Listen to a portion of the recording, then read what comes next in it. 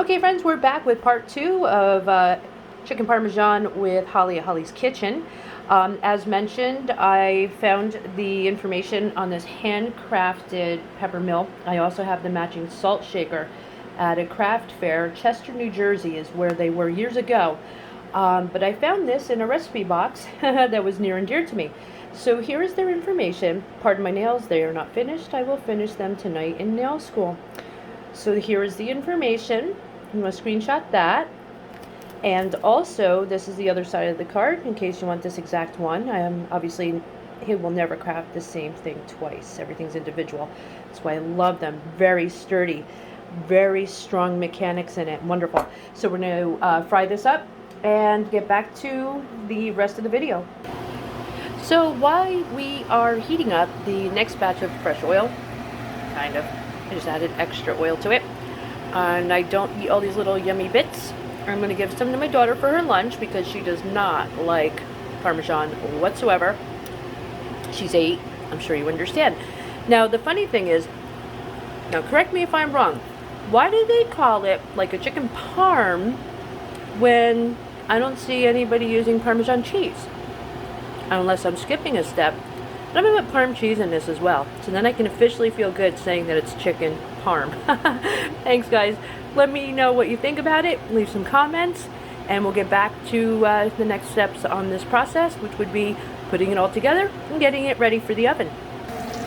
Now, I know some of you excellent cooks out there know that when you're working on an electric stove top, even though cast iron is a wonderful conductor, I put my meat around the perimeter first and build into the middle, and I'm sure you know why.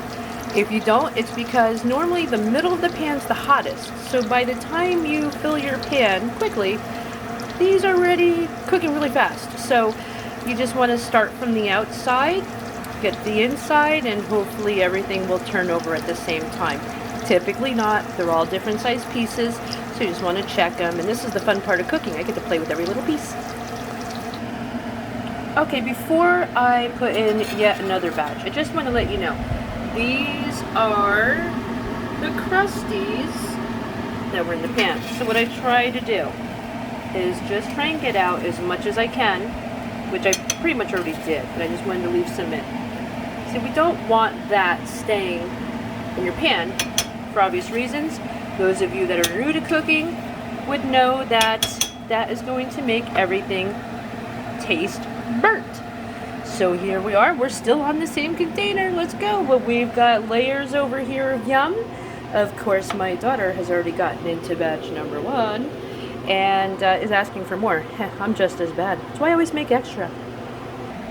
Okay, I was asked to show how I actually turn my chicken. Dip it in, tap tap, put it in the crumbs, and simply just turn. Just like that, sorry, just like that, turn, and then you grab a chunk, put them on the outside of your pan, break them up a little bit, and continue with your cooking. Fresh oil, well, I should say newly added oil, waiting to heat up. And of course, not one person said that it is illegal to have a glass of wine while you're cooking. One of my favorite glasses, although it's going to be the new year tomorrow, and tomorrow is New Year's Eve.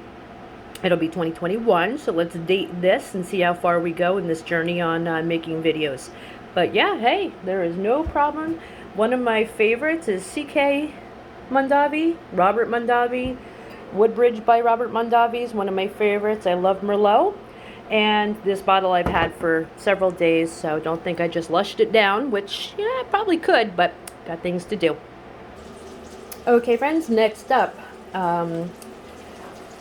I know I'm cheating. Don't be a hater. I'm in New Jersey. This is what we do.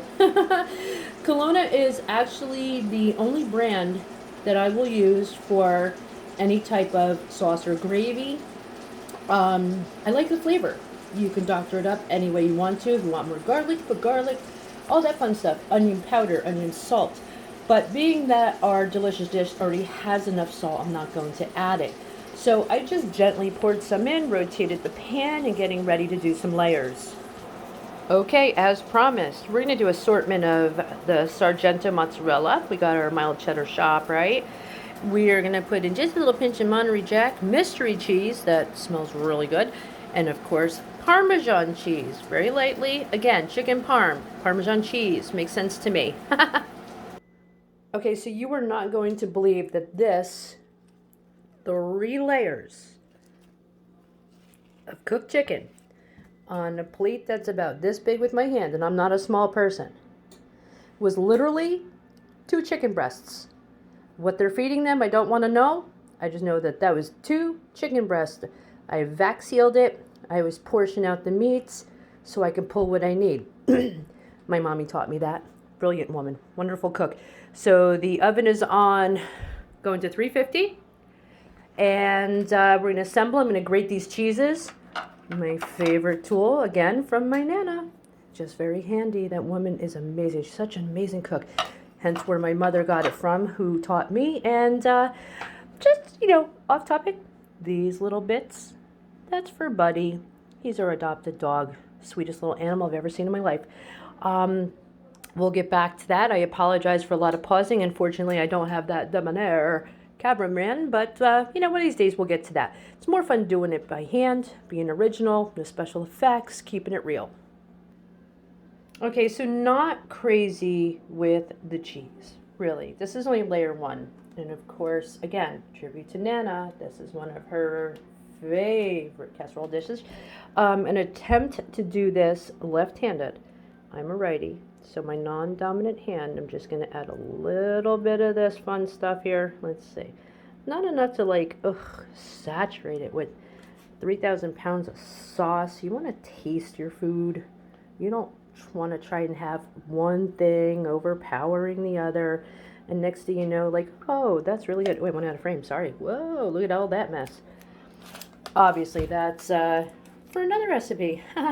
So I'm going to keep layering, get it in the oven, and we'll continue. Hope you're enjoying it so far. Really appreciate your support. And this is a lot of fun keeping us sane here due to the COVID.